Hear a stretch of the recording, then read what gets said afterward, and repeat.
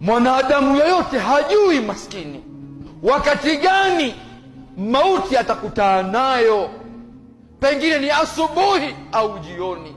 Unatoka kwako, unafurahi na familia yako, unakunywa chai, unaongea na watoto na mke wako, unaondoka.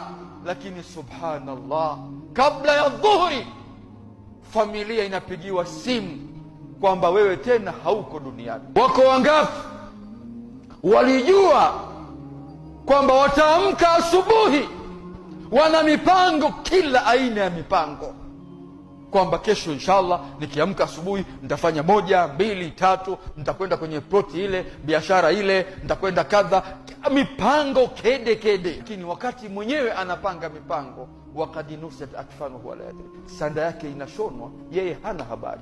Wewe unapata fursa ya kurejea kwa Allah. Rejea kwa Allah. Anasema au tukbadhu ruhahu ala ta'a ma'siya. Hujui roho yako itatolewa wakati gani.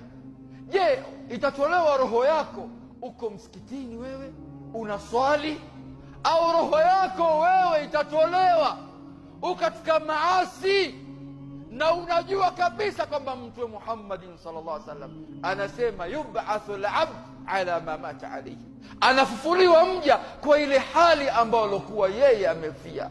Je, utafia wakati gani? Tumia fursa yako hiyo kurejea kwa Allah.